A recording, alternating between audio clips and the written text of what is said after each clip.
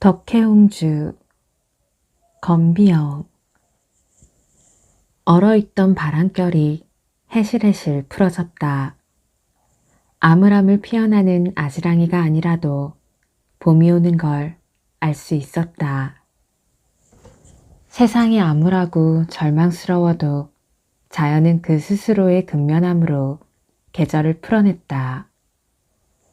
시커멓게 겨울을 난 나뭇가지가 새순을 피어내는 것은 그 자체가 기적이며 한이었다. 그러나 보드라움 속에는 아직도 찬 기운이 서려 있었다. 아직도 바람이 많이 부는가? 커피를 마시던 고종이 창문으로 흘러든 햇살을 보며 시종에게 물었다. 그러합니다. 시종은 조금 전 옷깃에 묻혀온 바깥 공기를 생각하며 머리를 조아렸다. 아기가 춥겠구려. 고종은 창 쪽으로 다가가 바깥을 내다보았다. 햇살은 부드러웠으나 바람에 흔들리는 나뭇가지가 위태로워 보였다. 시종은 창밖을 응시하는 고종의 뒷모습을 조심스럽게 바라봤다. 그늘진 용화는 우러르길 항송할 지경이었다. 요즘 들어 고종은 하루에도 몇 번씩 커피를 찾았다. 시종은 죽음을 연상시키는 시커먼 찬물이 자꾸만 마음에 걸렸다. 폐하, 찻잔을 치우라 할까요? 아니다. 내가 이것으로 위안받을 때도 있느니라.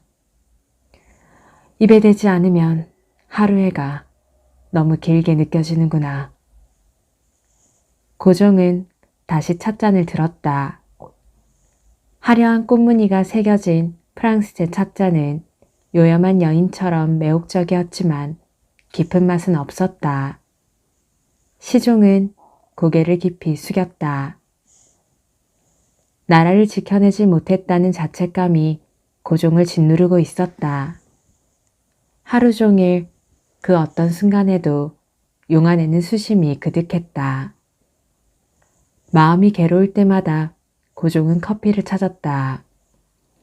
각성물질이 들어있어 잠을 쫓고 걱정을 사라지게 만든다는 그것이 시종은 염려스러웠다.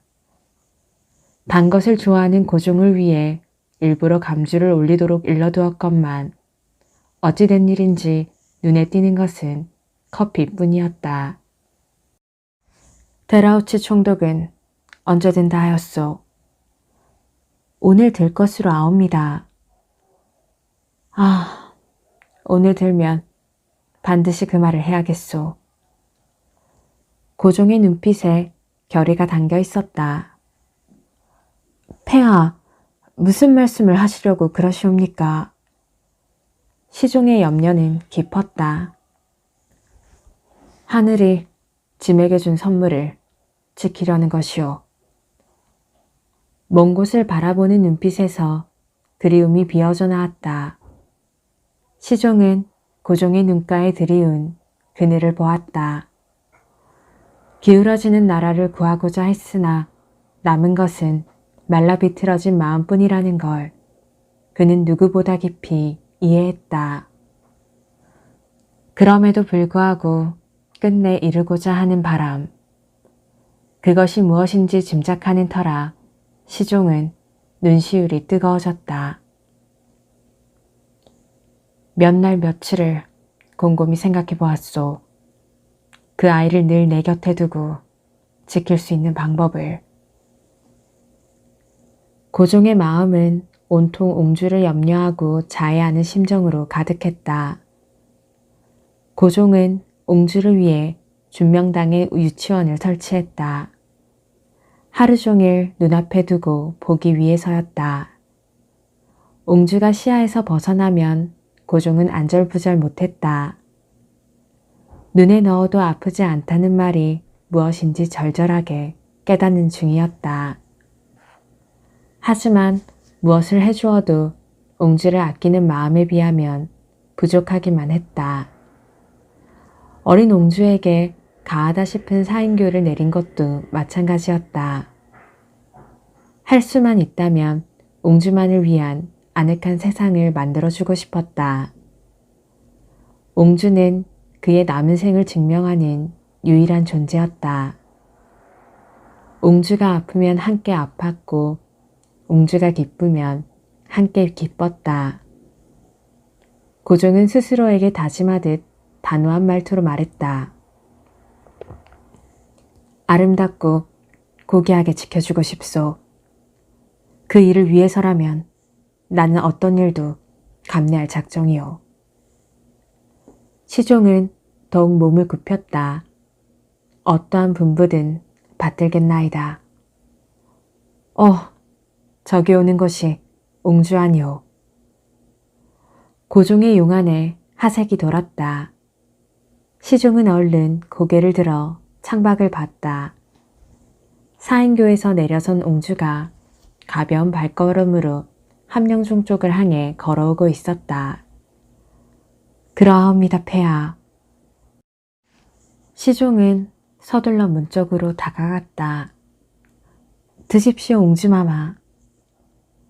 시종은 허리를 깊이 굽혀 예를 갖추고 옆으로 비켜섰다.